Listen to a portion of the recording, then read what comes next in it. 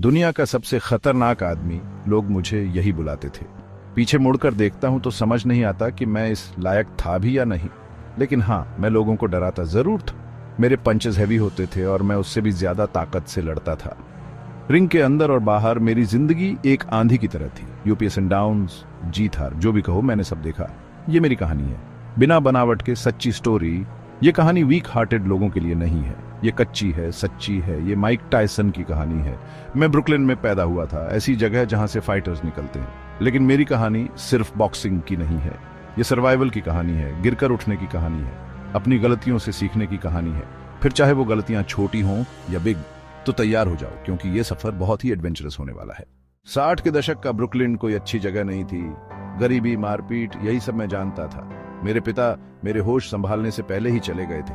मेरी माँ ने बहुत कोशिश की, लेकिन समय बहुत कठिन था। 12 साल की उम्र तक मैं बार बार जुवेनिल ही जाता रहता था। कुछ न कुछ चोरी, लड़ाई झगड़ा सब किया मैंने। मुझे बहुत गुस्सा आता था। जिंदगी ने मेरे साथ अच्छा व्यवहार नहीं किया था और मैं अपना गुस्सा सब पर निकाल रहा था। फिर मैं ट्रायन स्कूल फॉर बॉयज गया। वहीं मेरी मुलाकात बॉबी स्टीवर्ट से हुई। वो पहले बॉक्सर रह चुके थे। उन्होंने मुझ में कुछ अलग, कुछ टैलेंट देखा। उन्होंने मेरा परिचय कस डियामाटो से करवाया, जो एक लेजेंडरी ट्रेनर थे।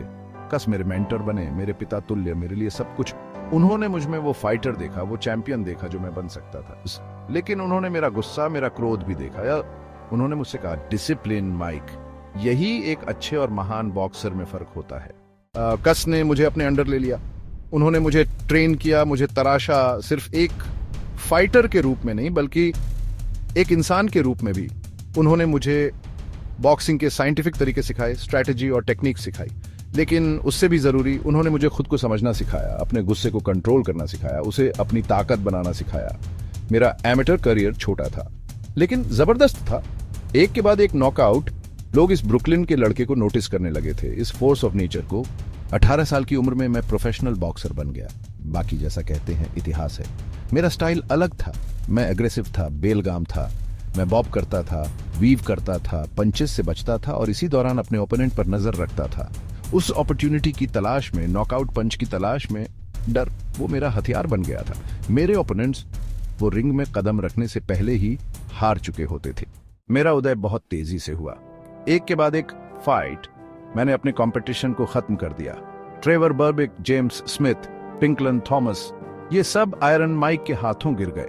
मैं अजय था, प्रकृति का एक बल था। 20 साल की उम्र में मैं इतिहास का सबसे कम उम्र का हैवीवेट चैंपियन बन गया। दुनिया मेरी मुट्ठी में थी। शोहरत, पैसा, औरतें, मेरे पास सब कुछ था। लेकिन यह काफी नहीं था।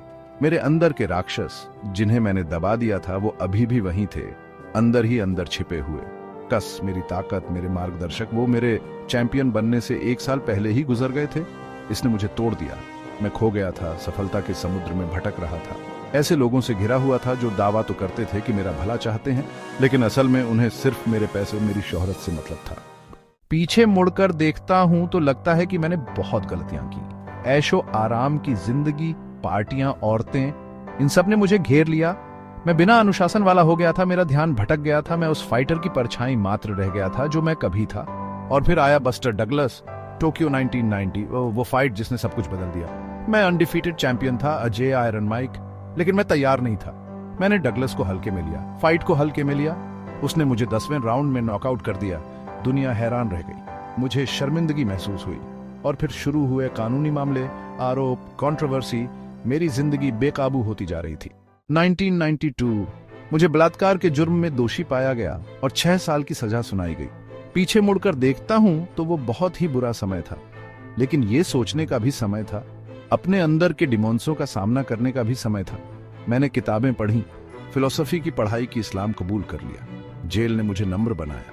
इसने मेरी शोहरत, मेरा पैसा, मेरे साथ रहने वालों को छीन लिया और मुझे मजबूर किया कि मैं खुद को आईने में देखूं, उस इंसान का सामना करूं जो मैं बन गया था। मैं जेल से बदला हुआ इंसान निकला, या कम से कम मुझे उम्मीद थी कि मैं बदल गया था। मैंने अपनी जिंदगी फिर से बनाने की ठान ली थी, ये साबित करने की ठान ली थी कि मैं सिर्फ एक राक्षस नहीं हूं, कि माइक टायसन के अंदर भी कुछ तो है।